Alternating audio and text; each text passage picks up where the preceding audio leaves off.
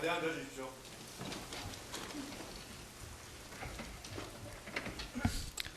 지금부터 2026년 1월 21일 서울중앙지방법원 형사 33부 사건 번호 2025 고합 1219 사건의 판결 선고를 진행하겠습니다. 먼저 출석 확인하겠습니다. 네, 피고인 출석하셨습니까? 네. 특검에서 누가 나오셨나요?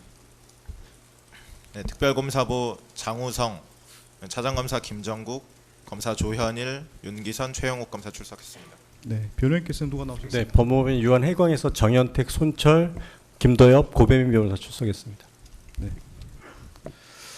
네, 피고인 네, 자리에서 잠시 일어나시죠.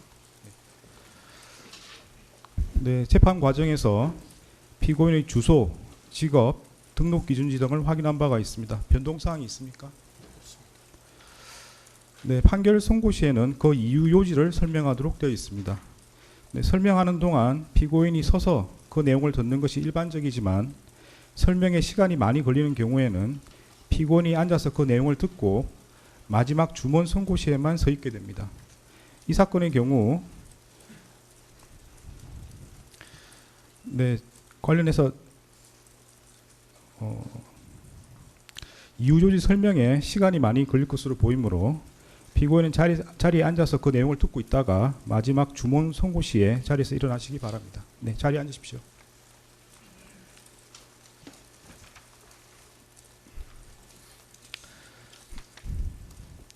네, 판결 이유에 대해서 설명드리겠습니다.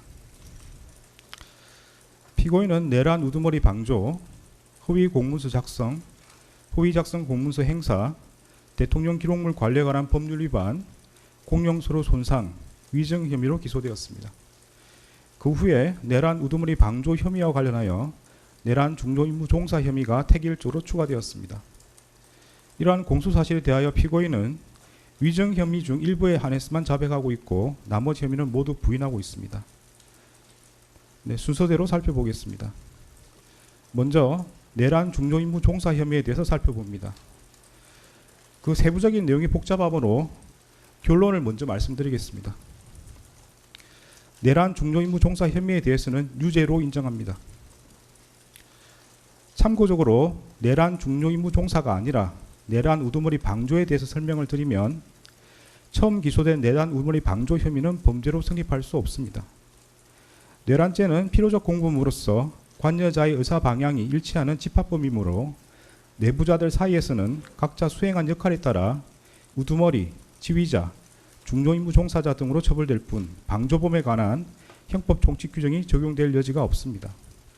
따라서 내부자에 해당하는 피고인에게는 형법 총칙에 규정되어 있는 형법 30조에 따른 방조범이 성립할 여지가 없으므로 내란 우두머리 방조 공소사실은 범죄로 되지 않을 때에 해당하게 됩니다. 내란 우두머리 방조 혐의로 기소되었으나 내란 중요임무 종사 혐의가 택일적 추가적 병합되는 형태로 공소장이 변경되었습니다. 이에 대해서 변호인은 특별검사가 당초 공소 제기한 내란 우두머리 방조 공소사실과 택일적으로 추가할 것을 신청한 내란 중요임무 종사 공소사실은 기본적 사실관계가 동일하지 않고 공소장 변경을 허가할 경우 피고인의 방어권 행사에 실질적인 불이익을 초래할 염려가 있으므로 공소장 변경을 허가한 것은 위법하다고 주장하고 있습니다. 그러나 특별검사가 당초 공소 제기한 내란 우두머리 방조 공소사실과 이 법원이 공소사실의 택일주 추가를 허가한 내란 중요임무 종사 공소사실은 범행의 주체, 시기와 장소, 구체적 행위 태양 등이 모두 동일합니다.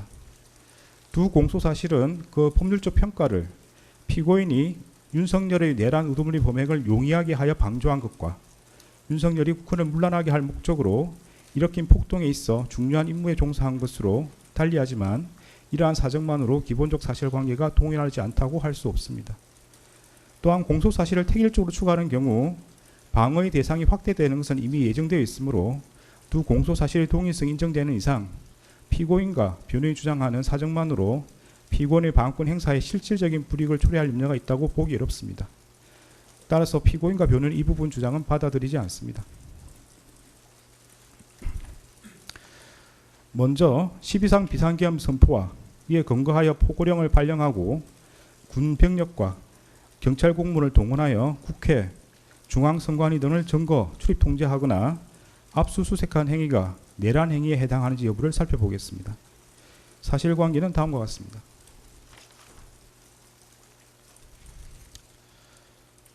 윤석열 전 대통령과 김용현 전 국방부 장관은 국회 다수당이 쟁점 법안들에 대한 단독 처리를 강행하고 형법상 간첩죄 개정에 반대하며 정권 퇴진, 탄핵 집회를 지속하고 국무위원 등 다수의 고위공직자들을 탄핵하며 정부가 추진한 주요 사업의 예산을 삭감하고 중앙선관위 부정선거 관여 의혹과 여론조사기관의 여론조작 등으로 국정 운영이 어려졌다는 이유를 내세워 비상계엄을 선포하기로 마음먹었습니다.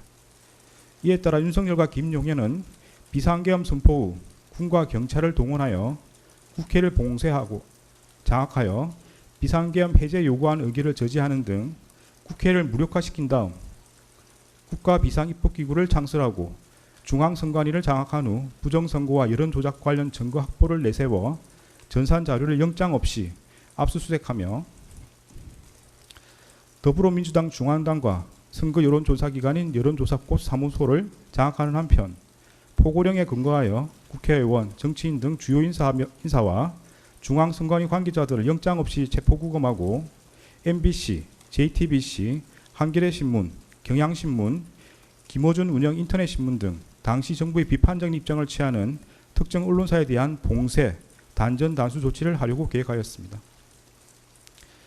윤석열과 김용현은 위와 같은 모의에 따라 국회 등 주요 기관 봉쇄, 특정 언론사 단전 단수 조치, 국가 비상입법기구 관련 예산 편성 등 소관 부처 장관들에게 지시할 사항을 미리 준비한 후 국무회의 심의 없이 2024년 12월 3일 22시경을 기하여 전국에 비상계엄을 선포하기로 결의하고 비상계엄 선포에 따른 조치 사항이 있거나 비상계엄 선포와 함께 그에 따른 직무수행이 필요한 피고인, 법무부 장관 박성재, 행정안전부 장관 이상민, 통일부 장관 김영호, 외교부 장관 조태열 및 국정원장 조태용만을 사전에 대통령실로 불러 비상계엄 선포 계획과 조치사항을 알리기로 하였습니다.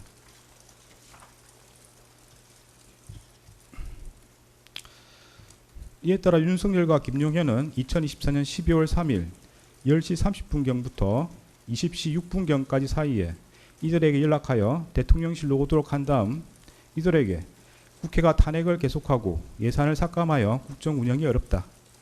종북 좌파들을 이 상태로 놔두면 나라가 거들나고 경제든 외교든 아무것도 안 된다는 취지로 말하며 피고인에게 대국민 담화문, 계엄사령부 포고령, 비상계엄 관련 지시사항이 담긴 문건을 이상민에게 국회 등 주요 기관에 대한 시간대별 봉쇄 계획과 특정 언론사 단전 단수 조치 지시가 담긴 비상계엄 관련 문건을 조태열에게 제외 공간을 통해 대외 관계를 안정화시켜라는 취지로 기재된 비상계엄 관련 문건을 각각 건네주는 등 비상계엄 선포에 따른 조치 사항을 지시하였습니다.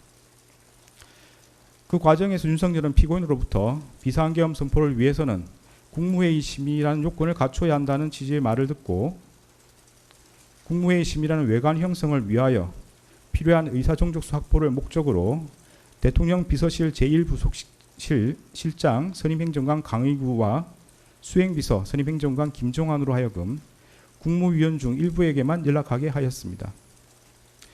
윤석열은 국무회의 의사정족수인 11명이 모인 직후인 2024년 12월 3일 22시 16경부터 22시 18분경까지 사이에 대통령 집무실과 연결된 대접견실에서 김용현을 통해 비상계엄 선포문을 그곳에 모인 피고인과 국무위원들에게 배부하고 실질적인 심의 없이 일방적으로 비상계엄을 선포하겠다고 통보한 후 같은 날 22시 23분경 대통령실 1층 브리핑룸으로 가 대국민 담화를 발표하고 22시 27분경 비상계엄을 선포하였습니다. 계엄사령관 육군대장 박안수는 2024년 12월 3일 23시 23분경 윤석열, 김용현의 순차 지시에 따라 1. 국회와 지방의회, 정당의 활동과 정치적 결사, 집회, 시위 등 일체의 정치활동을 금한다. 2. 자유민주주의 체제를 부정하거나 전복을 기도하는 일체 행위를 금하고 가짜뉴스, 여론조작, 허위선동을 금한다. 3. 모든 언론과 출판은 계엄사령부의 통제를 받는다. 4. 사회 혼란을 조장하는 파업, 태업, 집회 행위를 금한다. 5. 전공의를 비롯하여 파업 중이거나 의료 현장을 이탈한 모든 의료인은 48시간 내 본업에 복귀하여 충실히 근무하고 위반 시는 계엄법에 의해 처단한다. 6. 반국가 세력 등 체제 전복 세력을 제외한 선량한 일반 국민들은 일상생활의 불편을 최소화할 수 있도록 조치한다. 이상의 포고령 위반자에 대하여는 계엄법 구조에 의하여 영장 없이 체포구금, 압수수색을 할 수 있고 계엄법 14조에 의하여 처단한다는 내용의 포고령을 발령하였습니다. 윤석열은 2024년 12월 3일 22시 27분경부터 그 다음 날 4시 26분경까지 김용현, 박한수, 여인영, 곽종근, 이준우, 문상호, 경찰청장 치안총감 조지호, 서울특별시 경찰청장 치안정감 김봉식 등을 통해 성명불상의 군인과 경찰 공무원에게 순차 지시하여 국군 방첩사령부, 육군 특수전사령부, 수도방위사령부, 정보사령부 등에 소속한 무장군인 1605명과 경찰청, 서울특별시 경찰청, 경기남부경찰청 등에 소속된 경찰 공무원 약 3790명 등을 동원하여 국회, 중앙선관위 등을 점거, 출입 통제하거나 압수수색하였습니다. 다음으로 관련 법률 규정을 살펴봅니다. 형법 87조는 대한민국 영토의 전부 또는 일부에서 국가 권력을 배제하거나 국헌을 문란하게 할 목적으로 폭동을 일으킨 사람은 다음 각 호의 구분에 따라 처벌한다고 규정하면서 그 각 호에서 우두머리는 사형, 무기징역 또는 무기금고에 처한다. 모의에 참여하거나 지휘하거나 그 밖에 중요한 임무에 종사한 사람은 사형, 무기 또는 5년 이상의 징역이나 금고에 처한다. 살상, 파괴 또는 약탈 행위를 시행한 사람도 같다. 부하 수행하거나 단순히 폭동에만 관여한 사람은 5년 이하의 징역이나 금고에 처한다고 규정하고 있습니다. 형법 91조는 이 장에서 국헌을 문란하게 할 목적이란 다음 각 호의 어느 하나에 해당함을 말한다고 규정하면서 1호에서 헌법 또는 법률에 정한 절차에 의하지 않고 헌법 또는 법률의 기능을 소멸시키는 것, 2호에서 헌법에 의하여 설치된 국가기관을 강압에 의하여 전복 또는 그 권능 행사를 불가능하게 하는 것을 들고 있습니다. 형법 87조에서 규정하는 폭동이란 다수인이 결합하여 폭행 또는 협박하는 것을 말하고 여기서 폭행 또는 협박은 일체의 유인력 행사나 외포심을 생기게 하는 해악의 고지를 의미하는 최강의의 폭행 협박을 말하는 것으로서 이를 준비하거나 보조하는 행위를 전체적으로 파악한 개념이며 그 정도가 한 지방의 평온을 해할 정도의 위력이 있음을 요한다고 합니다. 앞서 본 바와 같이 윤석열과 김용현 등은 비상계엄을 선포하고 이에 근거하여 포고령을 발령하였는데 그 포고령은 헌법과 법률에 정한 절차에 의하지 않고 헌법에 의하여 보장되는 의회, 정장제도, 영장주의를 소멸시키고 헌법에 의하여 금지되는 언론 출판에 대한 허가 금지를 시행함으로써 헌법과 법률의 기능을 소멸시키려는 목적, 즉 국헌을 문란하게 할 목적으로 발령한 것이고 또한 다수의 군병력과 경찰 공무원을 동원하여 국회, 중앙선관위 등을 점거, 출입 통제하는 등 다수인을 결합하여 육력을 행사하고 해악을 고지함으로써 한 지역의 평온을 해할 정도의 위력이 있는 폭동을 일으켰다고 인정됩니다. 따라서 12.3 비상계엄 선포와 이에 근거하여 위헌 위법한 포고령을 발령하고 군병력 및 경찰 공무원을 동원하여 국회, 중앙선관위 등을 점거, 출입 통제하는 등의 행위는 형법 87조에서 정한 내란 행위에 해당합니다. 이하에서는 12.3 내란이라고 말하겠습니다. 다음으로 내란 중요 임무 종사 행위에 대해서 보겠습니다. 윤석열이 국헌을 문란하게 할 목적으로 일으킨 폭동의 수단으로 선택한 이 사건 비상계엄 선포에 있어 피고인이 국무회의 심의라는 외관을 형성하거나 국무위원들로부터 부서를 받아 절차적 요건을 갖추는 등으로 중요한 임무에 종사한 경우에는 형법 87조 2호에서 정하는 바에 따라 처벌된다고 할 것입니다. 피고인이 구체적으로 어떠한 행위를 했는지 살펴보겠습니다. 네, 공소장에 많은 행위들이 기재되어 있으므로 먼저 결론을 말씀드리겠습니다. 중요 임무 종사로 인정되는 행위는 국무회의 심의라는 외관 형성 관련 행위, 헌법과 법률에 의하여 피고인에게 인정된 자기 의무 위반 관련 부작위, 국무위원 부서 외관 형성 관련 행위, 주요기관 봉쇄 계획 및 특정 언론사 단전 단수 조치 관련 지시 이행 방안 논의입니다. 공소 사실 중에 중요 임무 종사로 인정되지 않는 행위는 윤석열로부터 행사에 대신 참석하라는 지시를 받았다는 부분 관련 행위, 비상계엄 선포 후 절차적 요건 구비 시도 관련 행위, 계엄 해제 국무회의 심의 지연 관련 행위입니다. 그러면 중요임무 종사에 해당하는 행위를 순서대로 보겠습니다. 먼저 국무회의 심의라는 외관 형성 관련 행위에 대해서 살펴보겠습니다. 피고인이 이 사건 비상계엄 선포에 관하여 국무회의 심의라는 절차적 요건을 외형적으로나마 갖추도록 함으로써 윤석열 등이 내란 행위를 함에 있어 중요한 임무에 종사했다고 인정할 수 있습니다. 구체적 이유는 다음과 같습니다. 헌법과 법률 규정에 따르면 대통령이 비상계엄을 선포하기 위해서는 먼저 국무회의 심의를 거쳐야 하고 그 국무회의 심의는 구성원 과반수의 출석으로 이루어집니다.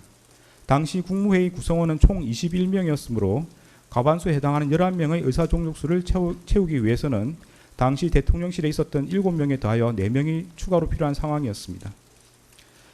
피고인은 윤석열이 대통령 집무실에서 비상계엄 선포의 필요성과 정당성에 대하여 강변하고 피고인 등의 우려 표명에도 불구하고 미리 준비한 대국민 담화문과 포고령, 비상계엄 관련 지시사항 문건 등을 건네주자 윤석열의 비상계엄 선포 의지가 확고하다는 것을 깨달았습니다.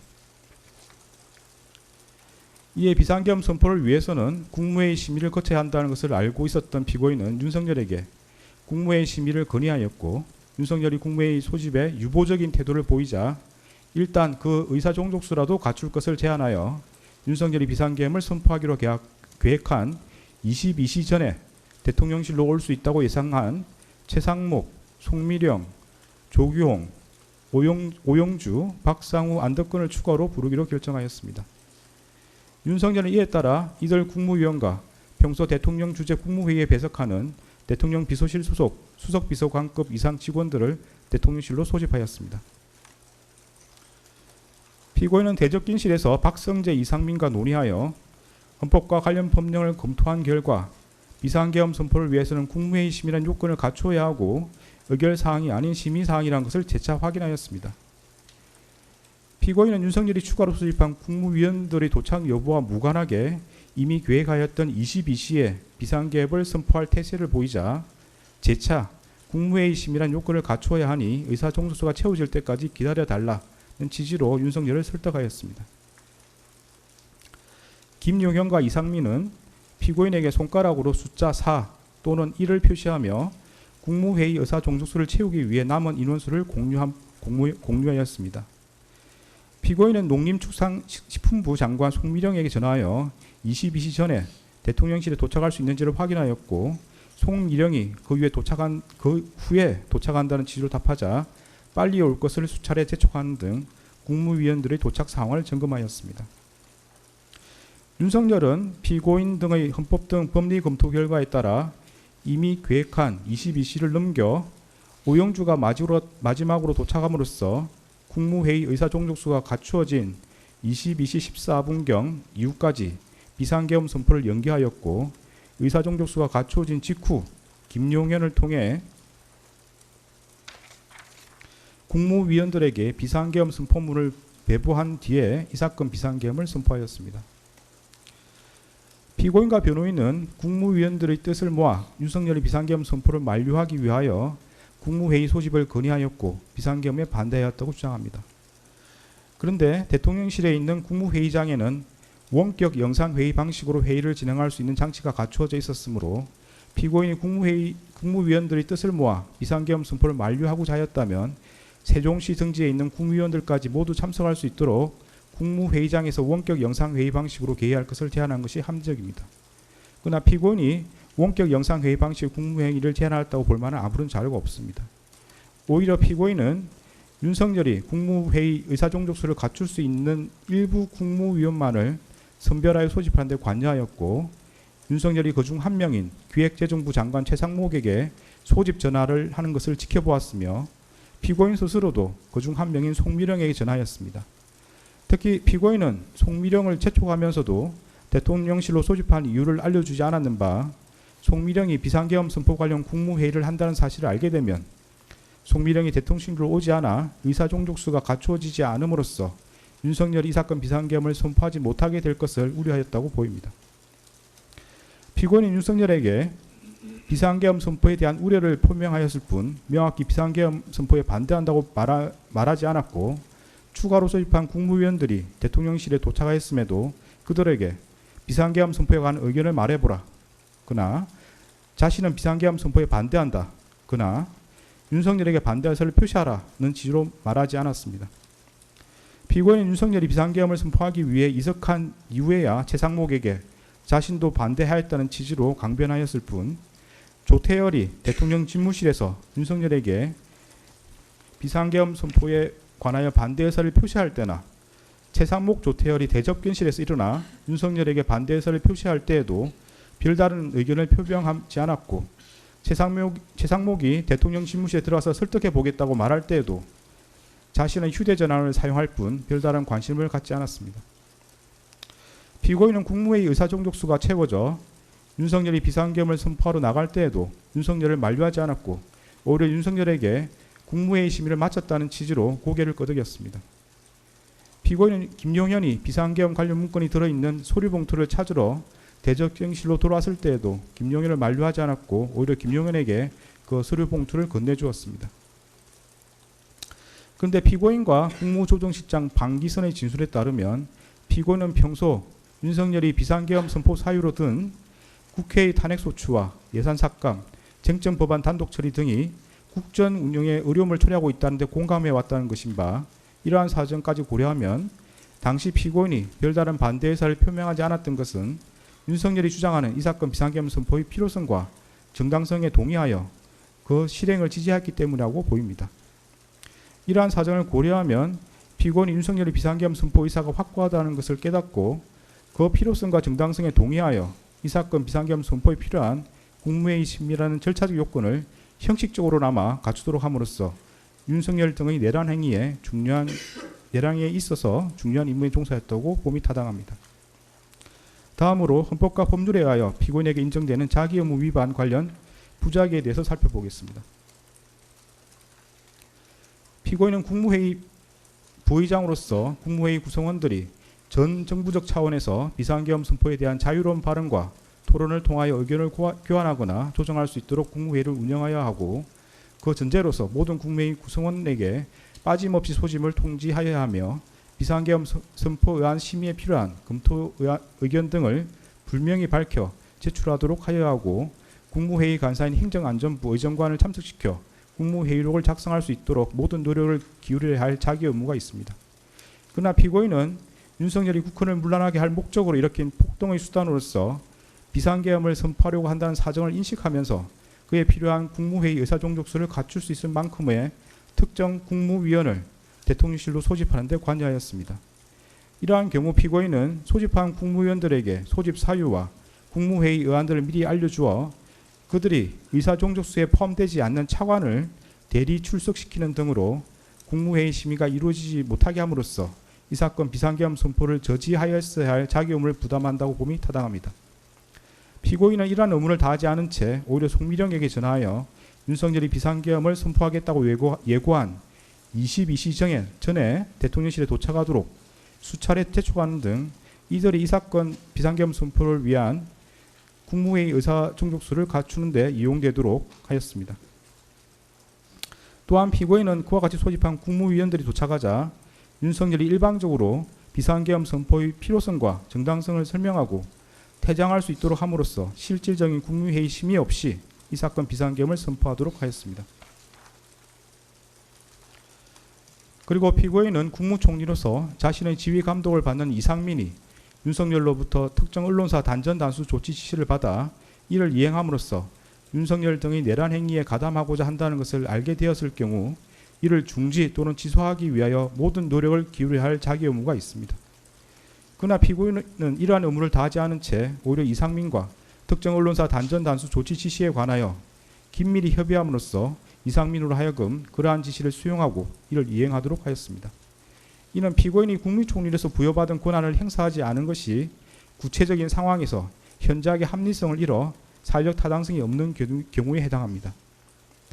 피고인이 이러한 자기 의무를 이행하였더라면 윤석열이 이 사건 비상계엄 선포 등 내란 행위라는 결과를 쉽게 방지할 수 있었다고 인정됩니다. 이러한 피고인 부작위로 인한 법익 침해는 자기에 의한 법익 침해가 동등한 형법적 가치가 있는 것으로서 이 또한 형법 제87조 2호에서 규정하는 내란 중요 임무 종사 범죄의 실행행위로 평가할 수 있습니다. 다음으로 국무위원 부서 외관 형성 관련 행위에 대해서 살펴봅니다. 피고인이 이 사건 비상계엄 선포에 관하여 국무위원들로부터 부서를 받아 절차적 요건을 갖추도록 시도함으로써 윤석열 등의 내란 행위에 있어 중요한 임무에 종사하였다고 인정할 수 있습니다. 구체적인 이유는 다음과 같습니다. 대한민국 헌법 82조는 대통령이 국법상 행위는 문서로서 하며 그 문서에는 국무총리와 관계 국무위원이 부서한다.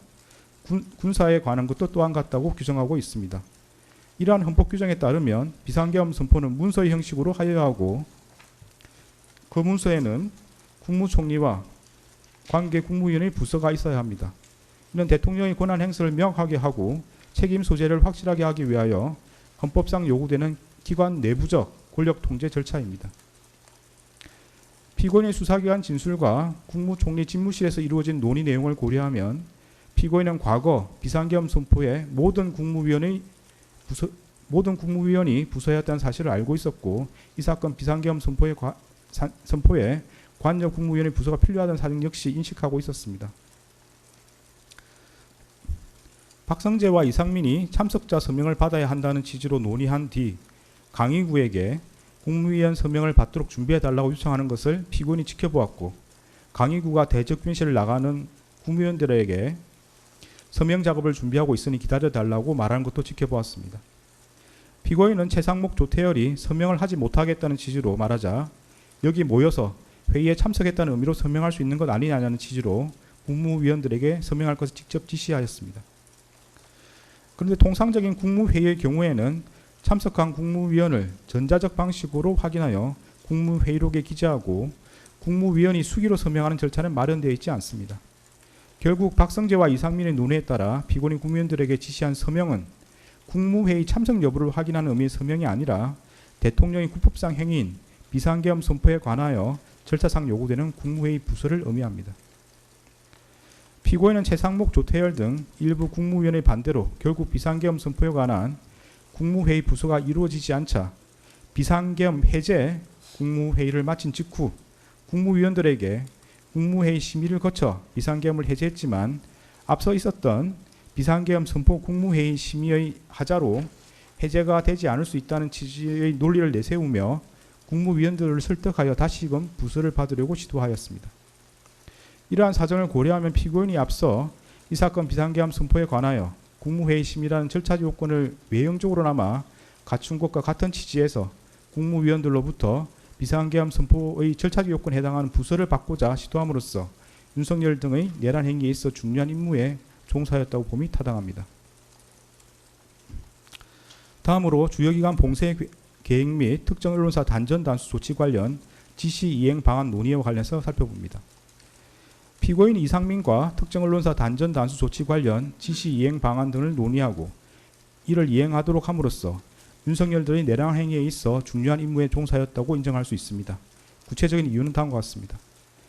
대한민국 헌법 21조는 모든 국민은 언론 출판의 자유와 집회 결사의 자유를 가진다. 언론 출판에 대한 허가와 금열, 집회 결사에 대한 허가는 인정되지 아니한다고 정하고 있습니다.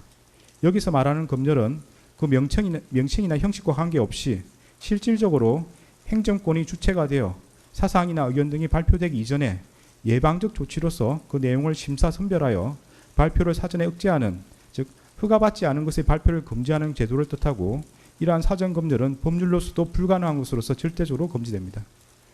언론 출판에 대하여 사전 검열이 허용될 경우에는 국민의 활동의 독창성과 창의성을 침해하여 정신생활에 미치는 위험이 클 뿐만 아니라 행정기관이 집권자에게 불리한 내용의 표현을 사전에 억제함으로써 이른바 관제의 의견이나 지배자에게 무해한 여론만이 허용되는 결과를 초래할 염려가 있기 때문에 헌법이 절대적으로 금지하고 있는 것입니다.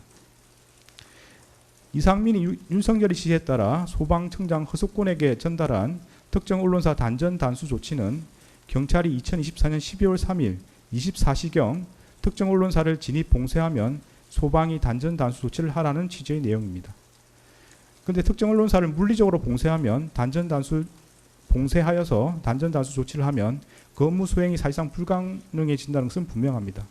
이는 결국 행정권이 주체가 되어 사전에 특정 언론사의 발표를 전면적으로 금지하는 것으로서 헌법에 의하여 절대적으로 금지되는 언론 출판에 대한 허가 검열에 해당합니다.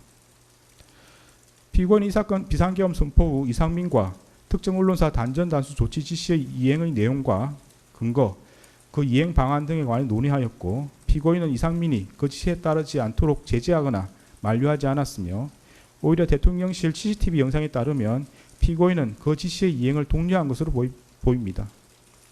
그에 따라 이상민은 포고령 발령 후 조지호 호석군에게 전화하여 그 지시를 이행하였고, 그 다음날 그 지시의 이행 여부를 확인하였습니다.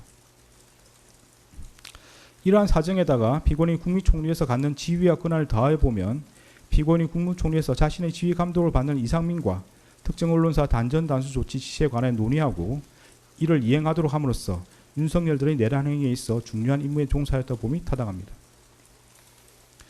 공소 사실에는 기재되었으나 내란 중요 임무 종사로 인정되지 않는 부분을 보겠습니다. 먼저 윤석열로부터 행사에 대신 참석하라는 지시를 받았다는 부분 관련입니다. 윤석열이 이 사건 비상계엄을 선포한 후 대접경실로 돌아와 피고인에게 내가 당분간 가야 하는 임박한 행사를 대신 가줘야겠다는 취지로 말하였고, 이에 피고인이 알겠다는 취지로 수락한 사실은 인정이 됩니다.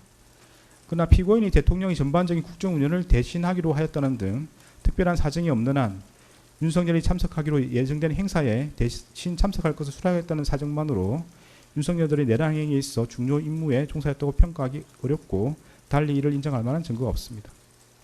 다음으로 비상계엄 선포 후 절차적 요건 구비 시도 관련입니다. 피고인이 당시 국민의힘 원내대표였던 추경호와 통화하면서 추 대표 걱정하지 마라는 취지로 말한 사실, 피고인이 국무총리 집무실에 도착하여 국무총리 비서실장 손윤택, 국무조정실장 방기선 등과 국회 상황을 확인한 사실, 피고인이 방기선에게 이 사건 비상계엄 선포가 국회에 통보되었는지 여부를 알아보도록 지시한 사실은 인정됩니다.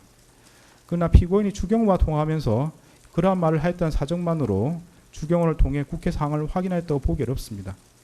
설령 피고인이 추경호를 통해 국회 상황을 확인하거나 방기선 등 국무조정실 소속 직원을 통해 비상계엄 선포의 국회 통보 여부를 점검하였다고 하더라도 그러한 사정만으로 피고인이 윤석열 등의 내란 행위에 있어 중요한 임무에 종사했다고 평가하기 어렵고 달리 이를 인정할 증거가 없습니다. 다음으로 계엄 해제 국무회의 심의 지연 관련입니다. 특별검사가 제출한 증거만으로는 피고인이 계엄 해제 국무회의 심의를 지연하여 중요한 임무에 종사했다거나 피고인에게 그러한 고의가 있었다고 평가하기 어렵습니다. 구체적인 이유는 다음과 같습니다. 헌법과 법령 규정에 따르면 대통령은 국회가 계엄 해제를 요구한 경우 국무회의 심의를 거쳐 지체 없이 계엄을 해제해야 하고, 대통령이 그 국무회의를 소집하고 주재하며 대통령이 사고로 직무를 수행할 수 없는 경우에 국무총리가 그 직무를 대행한다고 되어 있습니다. 그런데 윤석열은 국회에서 비상계엄 해제 요구안이 의결된 직후인 2024년 12월 4일 1시 8분경 합동참모본부 전투통제실로 항하였다가 1시 51분경 대통령 집무실로 돌아왔을 뿐, 당시 윤석열이 사고로 인하여 대통령으로서 직무를 수행할 수 없는 경우에 해당한다고 보기 어렵고 달리 이를 인정할 자료가 없습니다. 따라서 피고인이 윤석열의 직무를 대행하여 국무회의를 소집하고 주재할 수 있었다고 보기 어렵습니다. 설령 피고인이 윤석열의 직무를 대행하여 국무회의를 소집하고 주재할 수 있었던 상황이라고 하더라도 다음과 같은 사정을 고려하면 피고인이 비상계엄 해제를 위한 국무회의 심의를 지연하였다거나 피고인의 그러한 고의가 있었다고 평가하기 어렵습니다. 국회법 98조 1항은 국회에서 의결된 의안은 의장이 정부에 이송한다라고 규정하고 있으므로 국회에서 비상계엄 해제 요구안이 의결된 경우 국회의장이 정부에 이를 이송하여야 합니다. 피고인은 국회의장 우원식이 2024년 12월 4일 2시 1분경 대통령실과 국방부에 비상계엄 해제 요구 통지를 송부했다는 취지로 발표한 직후 대통령 비서실장 전진석으로부터 국무위원들을 소집해달라는 취지의 전화를 받았고, 그로부터 몇 분 지나지 않아 방기선을 통해 국무위원들을 대통령실로 소집하였습니다. 피고인은 같은 날 2시 28분경 대통령실에 도착해 윤석열에게 비상계엄 해제를 위한 국무회의 개의를 건의하였고 윤석열의 승낙을 받아 국무회의를 주재할 권한을 위임받았습니다. 피고인이 소집한 국무위원들은 2시 35분경부터 순차로 대통령실에 도착하였고 4시경까지도 국무회의 의사종족수가 부족하여 국무위원들을 더 기다려야 하는 상황이었습니다. 피고인은 비상계엄 해제를 위한 국무회의 의사종족수가 채워지기를 기다리는 동안 방기선을 통해 비상계엄 해제 의안을 만들고 의안 번호를 확인하는 등 국무회의를 개의하기 위한 절차를 밟았고 의사종족수가 채워지자 지체 없이 국무회의를 주재하여 비상계엄 해제안을 심의하였습니다. 이러한 사정을 고려하면 피고인이 국회에서 비상계엄 해제 요구안이 의결된 후 약 1시간가량 국회의장의 의안 이송을 기다려 방기선으로부터 국무위원들에게 국무회의 소집을 통보하게 한 것을 두고 비상계엄 해제를 위한 국무회의 심의를 지연시켰다고 평가하기 어렵습니다. 이처럼 공소사실에는 기재되어 있으나 내란 중조임무 종사로 인정되지 않는 부분은 이와 일제관계에 있는 범죄 사실을 앞서 본 바와 같이 내란 중조임무 종사죄 유죄로 인정하므로 따로 주문해서 무죄로 선고하지 않습니다. 더 나아가 피고인에게 국헌을 문란하게 할 목적과 내란 중조임무 종사의 고의가 있는지 여부에 대해서 살펴보겠습니다. 피고인에게 국헌을 문란하게 할 목적과 윤석열이 그러한 목적으로 포고령을 발령하고 군병력과 경찰 공무원 등 다수인을 집합하여 폭동을 일으키는 사실에 대한 인식과 의혹이 있었다고 인정할 수 있습니다.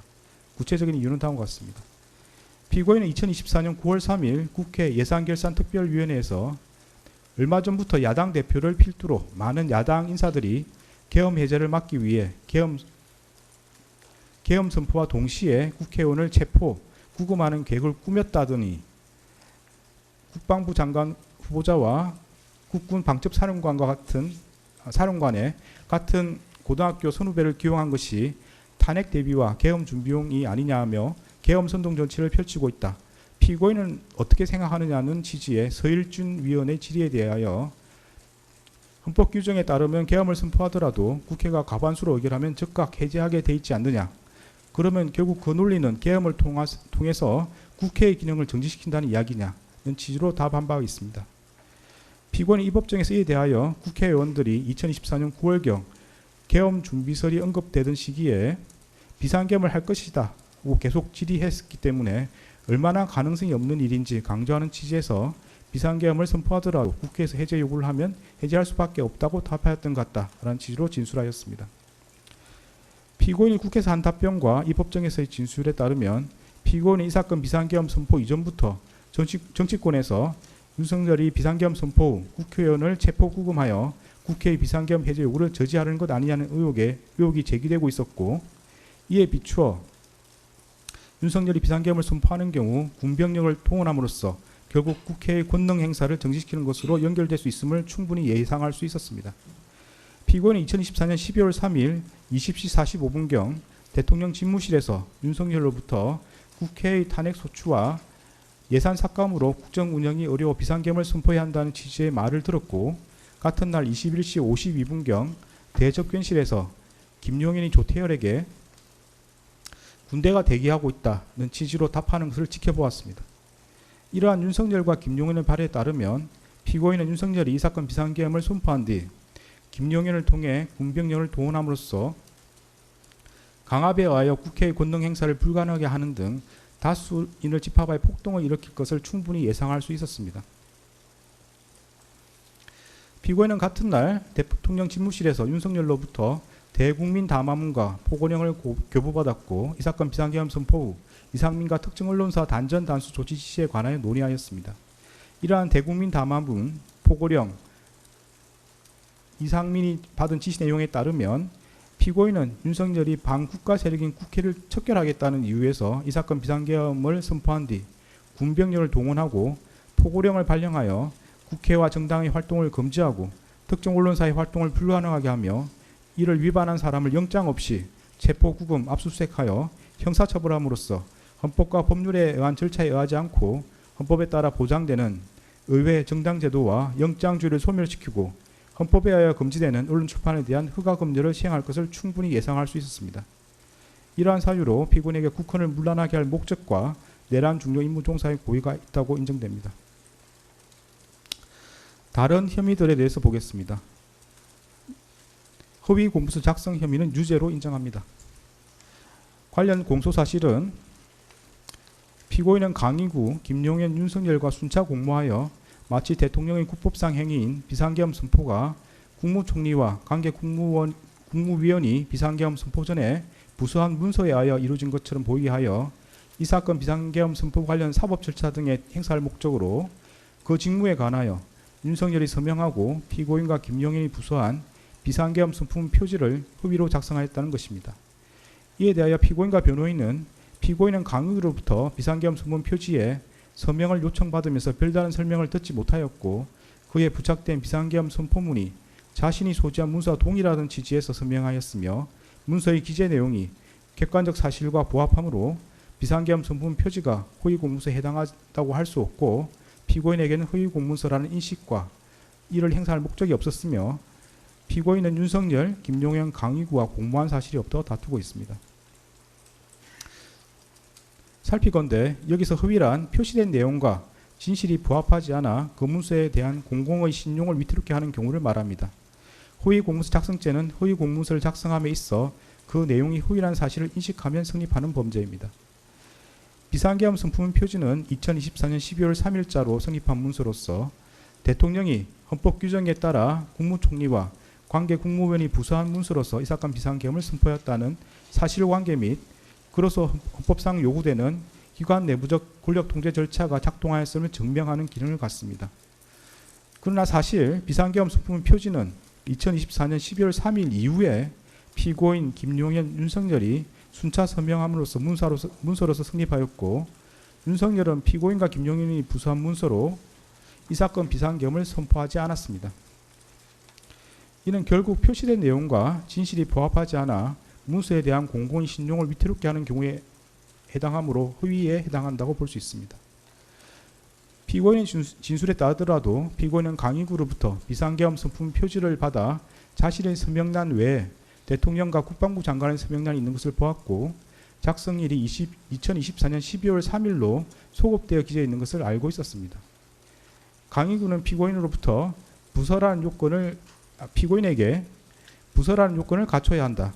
윤석열의 서명을 받아야 하고 피고인과 김용현의 서명도 필요하다는 취지로 설명하며 서명을 요구하였고 피고인은 작성일을 소급한 문서를 작성하는 것에 대해 이의를 제기하지 않았습니다. 그 후에 피고인은 강의구에게 나중에 작성된 게 알려지면 괜한 논란이 될 수 있겠다. 문서가 없더라도 국무회의 실체는 있지 않느냐고 말하며 폐기를 요구하였습니다.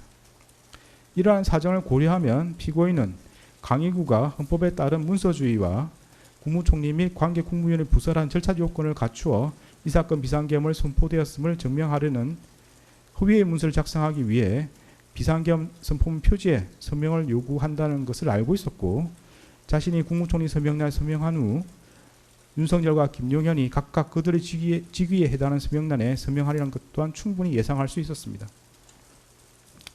나아가 피고인은 강의구 등이 추구한 목적으로 비상계엄 선포문 표지를 사용함으로써 작성일을 소급한 문서를 허위로 작성한 것이 알려지면 논란이 되리라는 것도 인식하고 있었습니다. 결국 피고인은 윤석열, 김용현, 강의구와 순차적 암묵적으로 공모하여 각각 자신의 직위에 해당하는 서명란에 서명함으로써 공동하여 허위 공문서를 작성하였고 피고인에게 허위 공문서라는 인식과 이를 행사할 목적이 있었다고 봄이 타당합니다.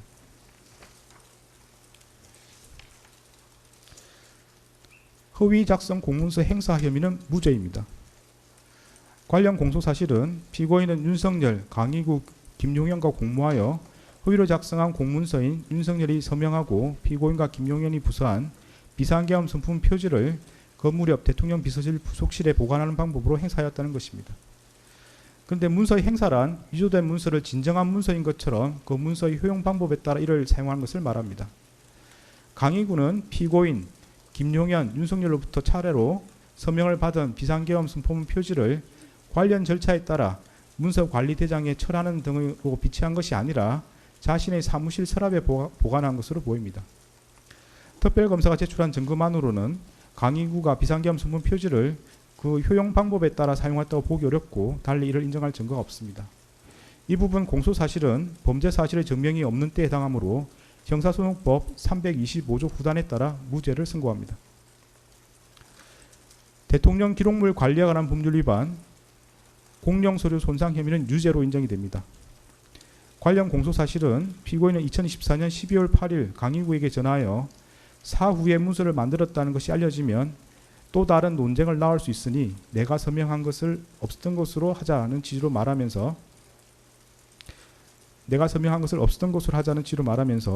허위로 작성된 윤석열이 서명하고 피고인과 김용현이 부수한 비상계엄 선품 표지를 폐기해 줄 것을 요청하였고, 윤석열은 2024년 12월 10일 서울 용산구 소재 대통령 관저에서 강의구로부터 위와 같은 피고인의 말을 보고받고 강의구에게 총리의 뜻이 그렇다면 그렇게 하라는 취지로 말하여 그 문서를 폐기할 것을 승인하였으며, 이에 강의구는 그 무렵 이와 같은 피고인의 요청과 윤석열의 승인을 받아 대통령 비서실 부속실에 보관하고 있던 그 문서를 세 단계에 넣어 파쇄하는 방법으로 폐기함으로써 피고인은 강의구 윤석열과 순차 공모하여 무단으로 대통령 기록물인 비상계엄 선품 표지를 손상함과 동시에 공무소인 대통령실에서 사용하는 수료인 같은 문서를 손상하였다는 겁니다.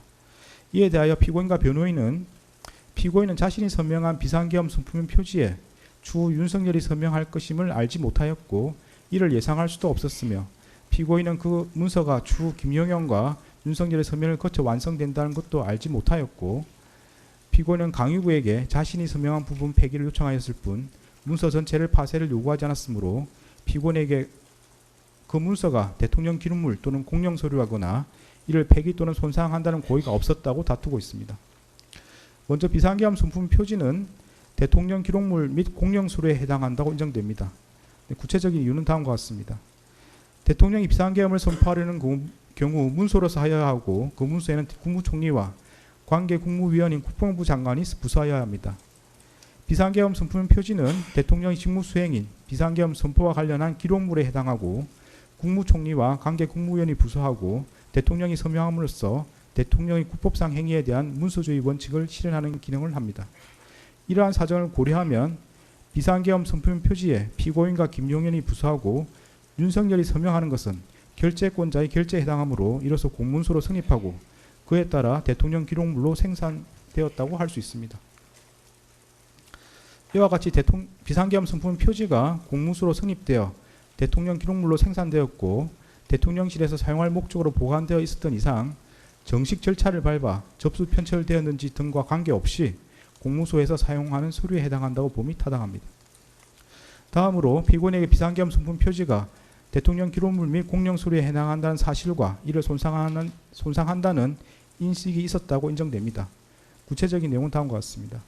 피고인은 자신이 국무총리 서명란에 서명한 후 윤석열과 김용현이 각각 그들 지위에 해당하는 서명란에 서명함으로써 비상계엄 선품 표지가 대통령 기록물이자 공용 서류로 성립하리라는 사정을 충분히 예상할 수 있었습니다.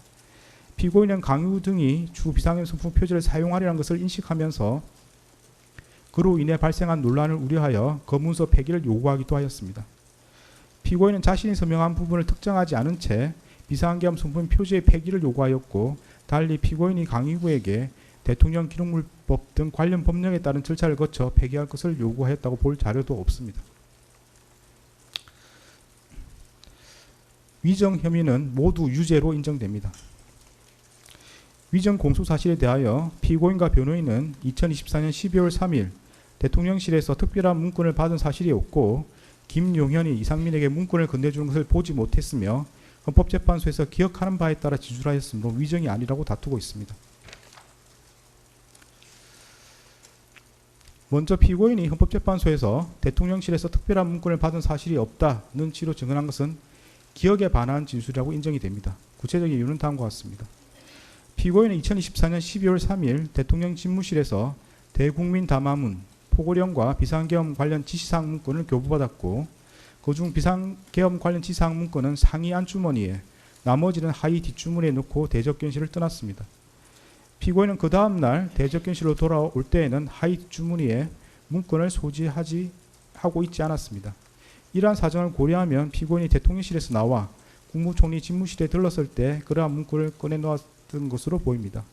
피고인의 진술에 따르더라도 피고인은 국무총리 집무실에 문건을 꺼내놓고 며칠 뒤에 조태열이 받은 재해공간 관련 지시사항 문건 등을 살펴보았음에도 특별한 내용이 아니어서 폐기하였다는 것입니다. 여기에 국무총리 비서실 공보실장 김수혜의 진술을 더하여 보면 피고인은 하의 뒷주머니와 상의 안주머니에 가져간 문건을 단순히 국무총리 집무실에서 문서 세 줄기에 넣어서 폐기한 것이 아니라 외부로 가지고 나와 별도의 방법으로 폐기하거나 또는 아직 보관하고 있는 것으로 보입니다. 이처럼 피고인은 국무총리 집무실에 들러 자신이 받은 문건을 꺼내놓고 며칠 뒤에 문건을 살펴보아 특별한 내용인지 여부를 판단한 다음 외부로 가지고 나와 그 폐기 또는 보관 여부를 결정하였습니다. 피고인은 그로부터 약 3개월이 지나 헌법재판소에서 대통령실에서 특별한 문건을 받은 사실이 없다는 취지로 정언하였습니다. 피고인과 변호인은 비상계엄이란 급박한 상황에서 많은 자료들을 보며 다수의 사람들과 대화하였기에 당시 상황을 하나하나 모두 기억하기 어려웠고 일부 기억은 혼재되었기도 하였다. 피고인이 헌법재판소에서 정언하는 것은 비상계엄 선포 이후 3개월이 지난 시점에서 이루어진 것이어서 피고인이 그 당시 상황을 모두 기억하며 정언하기란 현실로 매우 어려웠다는 취지로 주장하고 있습니다. 그러나 피고인은 기억이 정확하지 않다는 등으로 진술을 유보하지 않은 채 단정적으로 문건을 받은 사실이 없다는 취지로 진술하였습니다. 여기에 기록에 나타난 피고인의 학력, 경력, 사회적 지위 등 재반 사정을 더하여 보면 피고인이 불과 약 3개월 만에 대통령실에서 대국민 담화문, 포고령, 비상계엄 관련 지시사항 문건, 비상계엄 선포문을 받은 기억을 기억하지 못하였다는 취지의 주장은 도저히 수긍하기 어렵습니다. 다음으로 피고인이 헌법재판소에서 김용현이 이상민에게 문건을 건네주는 것을 보지 못했다는 취지로 정언한 것도 기억에 반한 진술이라고 인정됩니다. 피고인은 김용현이 2024년 12월 3일 22시 16분경 강의구를 통해 복사한 비상계엄 선포문을 피고인, 이상민, 송미령 등에게 나누어 주는 것과 이상민이 같은 날 22시 43분경 대접견실 탁자 위에 놓여 있던 비상계엄 선포문 등 문건을 한데 모아두는 것을 모두 지켜보았습니다. 피고인은 대접견실에서 이상민과 대화를 마친 후 그 문건 더미를 하의 뒷주머니에 집어넣어 가지고 나왔고 별도의 방법으로 폐기하였거나 아직 보관하고 있는 것으로 보입니다. 피고인은 기억이 정확하지 않다는 등으로 진술을 유보하지 않은 채 단정적으로 보지 못했다는 취지로 진술하였습니다. 여기에 기록에 나타난 피고인의 학력, 경력 등 재반 사정을 고려하면 피고인이 불과 3개월 만에 김용인의 이상민에게 비상계엄 선포문을 나누어 준 사실을 기억하지 못하였다는 취지의 주장은 수긍하기 어렵습니다. 네, 유무죄에 대한 설명을 마치고 양형에 대해서 보도록 하겠습니다.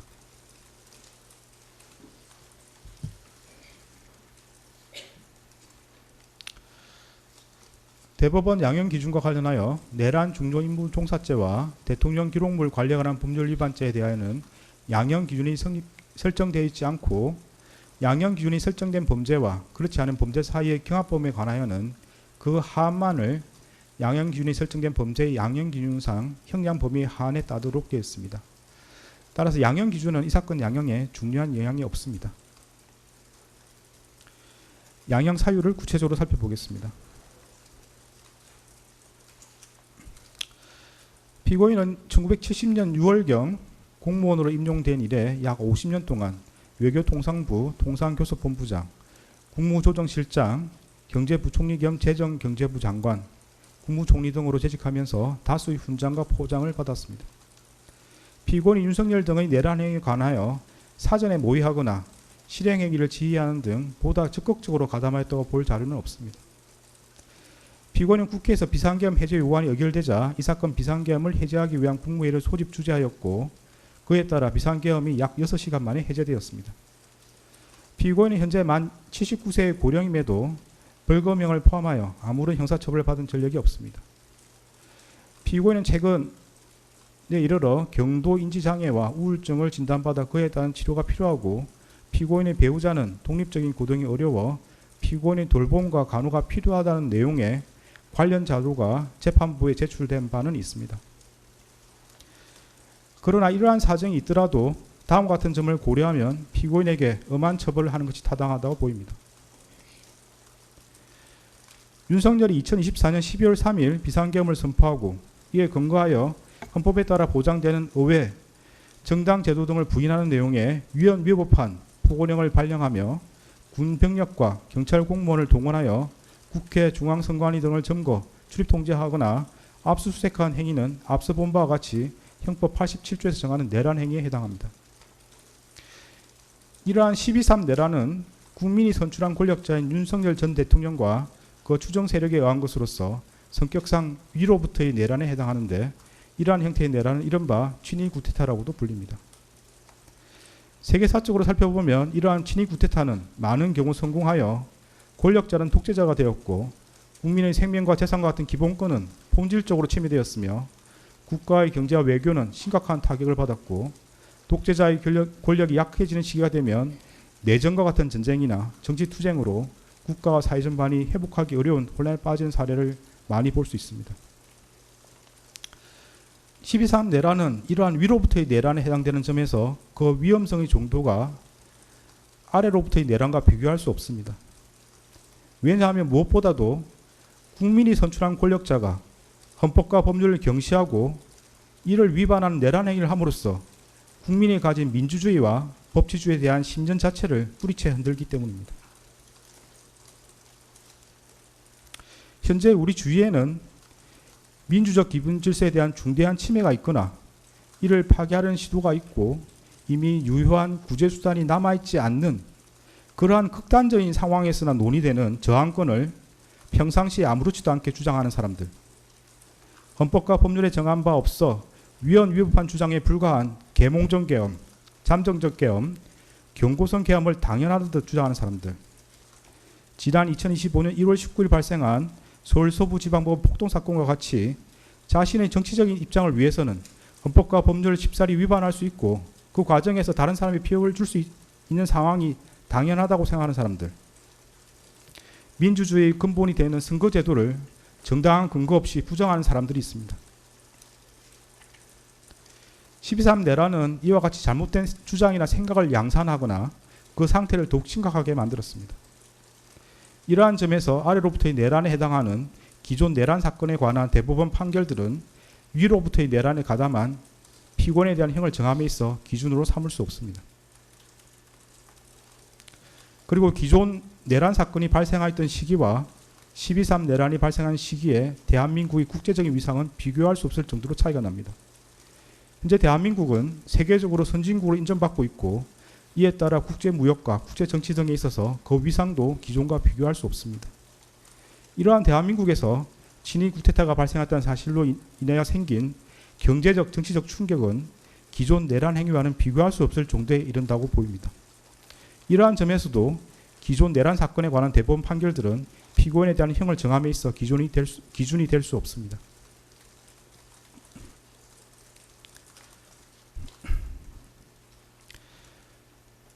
(12.3) 내란 과정에서 사망자가 발생하지 않았고 내란 행위 자체는 몇 시간 만에 종료되긴 하였습니다. 그러나 이는 무엇보다도 무장한 계엄군의 맨몸으로 맞서 국회를 지킨 국민의 용기에 의한 것입니다.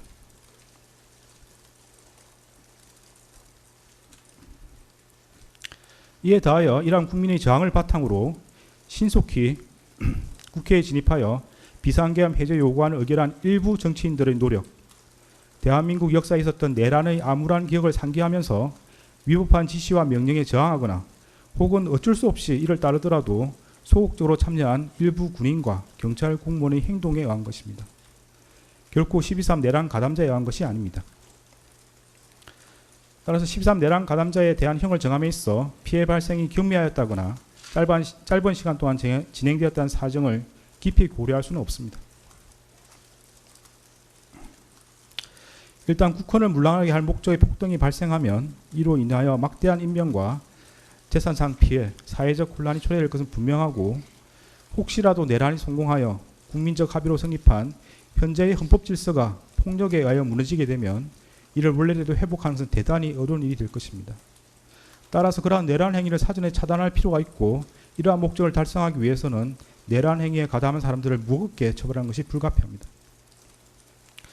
피고인은 간접적으로나마 민주적 정당성과 그에 대한 책임을 부여받은 국무총리로서 헌법과 법률을 준수하고 헌법을 수호하고 실현하기 위한 모든 노력을 기울여야 할 헌법적 의무를 부담합니다. 그럼에도 피고인은 12.3 내란이 성공할지도 모른다는 생각에 이러한 의무와 책임을 끝내 외면하고 오히려 그 일원으로서 가담하기로 선택하였습니다. 이러한 피고인의 행위로 인해 대한민국 자칫하면 국민의 기본권과 자유민주적 기본 질서가 유린당하였던 어두운 과거로 회귀하여 독재 정치라는 수렁에서 장기간 헤매 나오지 못하게 될 수 있었고 국민은 씻을 수 없는 상실감과 상처를 입게 되었습니다. 피고인은 국무총리로서 12.3 내란의 진실을 밝히고 그에 합당한 책임을 지기는커녕 사후 자신의 안위를 위하여 이 사건 비상계엄 관련 문건을 은닉하고 비상계엄 선포가 적법한 절차에 따라 이루어진 것처럼 보이기 위해 허위 공문서를 작성하였다가 폐기하였으며 헌법재판소에서 위정하였습니다. 피고인은 재판 과정에서도 허위로 진술을 번복하고 대통령실 CCTV와 같은 객관적인 증거에도 불구하고 아무런 기억이 나지 않는다고 주장하는 등 진실을 은폐하고 책임을 벗어나고자 할 뿐입니다. 피고인이 진실을 은폐하고 책임에서 벗어나고자 한 행위들로 인해 우리 사회의 정치적 분열과 갈등이 더욱 심화되었고 앞으로도 이러한 상처와 갈등이 쉽사리 봉합될 수 있을 것으로 보이지는 않습니다.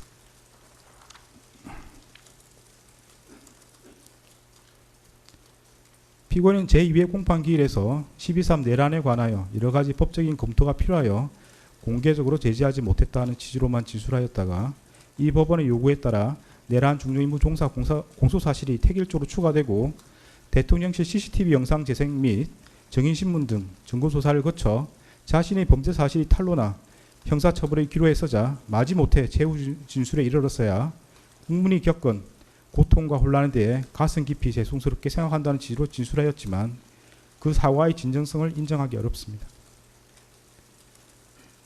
달리 피고인이 진지하게 반성하고 있다거나 자신의 범죄 행위로 인하여 국가와 국민이 입은 피해를 회복시키기 위한 어떠한 노력을 하였다고 볼 아무런 자료가 없습니다.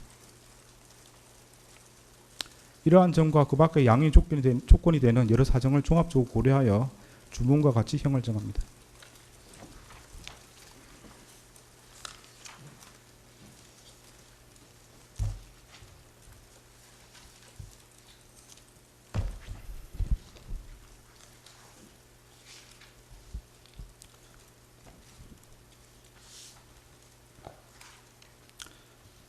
주문. 피고인을 징역 23년에 처한다. 이 사건 공소 사실 중 허위 작성 공문서 행사의 점은 무죄. 판결에 불만이 있으면 일주일 이내에 항소장을 제출해서 다툴 수 있습니다. 항소하는 경우는 서울고등법원에서 재판이 진행됩니다. 무죄 부분이 있습니다. 관련해서 안대문을 제공하고 주문의 무죄로 표시된 부분에 대해서는 관보나 신문 등에 이를 기재할 수 있습니다. 그런 절차를 원합니까?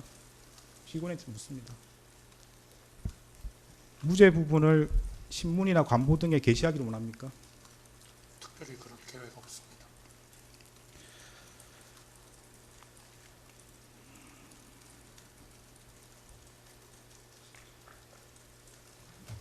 네, 관련 규정에 따라서 보상 안내물을 교부합니다.